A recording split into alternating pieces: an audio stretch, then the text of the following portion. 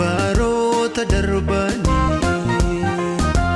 sammuun koo duukaa fiigeetu itti yaadu kanarraan danoomanii laaqii ofitti argisee nama qabu keessaa siitu na baasee gaarummaa kee awwaalee hin darboonni naani maayifa baasee laaqii ofitti argisee nama qabu keessaa siitu na baasee gaarummaa kee awwaalee hin darboonni naani maayifa baasee mee maal faasiif goonanii gaarummaan godhes kamii kanatti naaf waraanamtee kanatti naaf ba'aa baatee kan akkas na jallattee mee maal faasiif goonanii gaarummaan godhes kamii kanatti naaf waraanamtee kanatti naaf ba'aa baatee kan akkas na jallattee.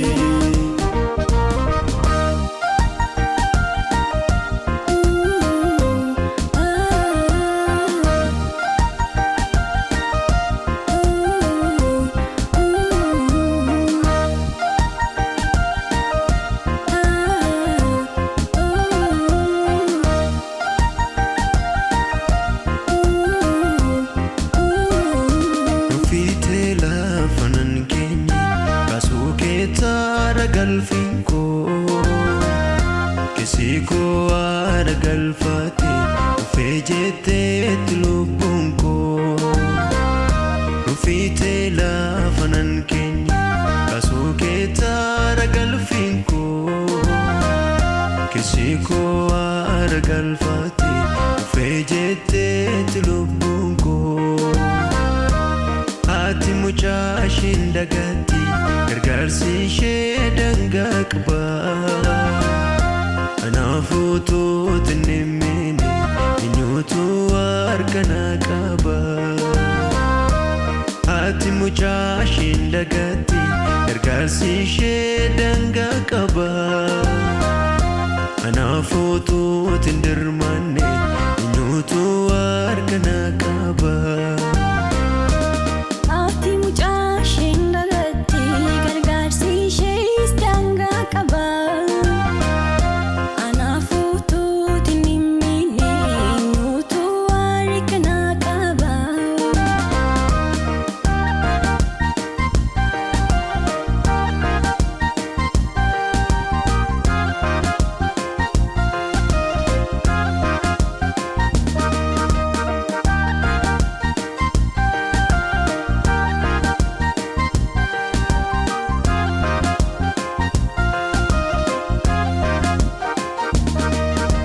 Eti jalchise waaqessa ankee kana caliin jedhu mijecha kaamin filadha nanabeeyoo waanan jedhu.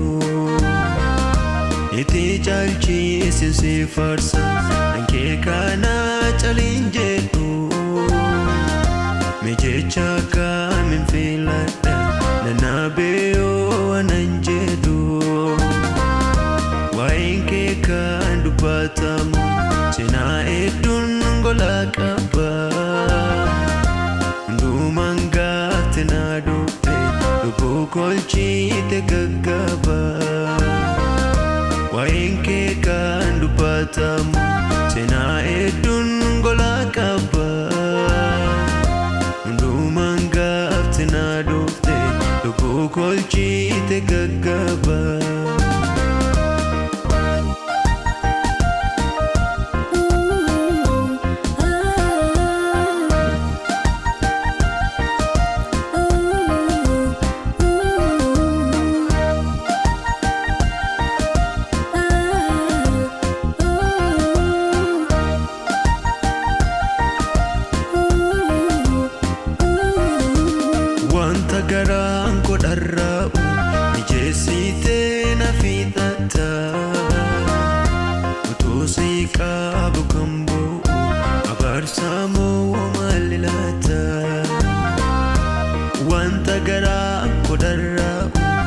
geessitee na fixatta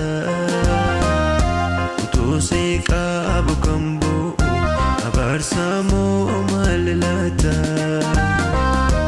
namatti jaallate beeste ayyuu kaamii kana baruu hundaafan gaara kee laala sirkaa waadhaa beewareeroo namatti jaallate beeste ayyuu kaamii kana baruu hundaafan gaara kee laala sirkaa waadhaa beewareeroo mee malufaasi foonanii gaarummaan godhes kaamii kanatti naaf waraanamtee kanatti naaf ba'aabattee kan akkas na jallattee mee malufaasi foonanii gaarummaan godhes kaamii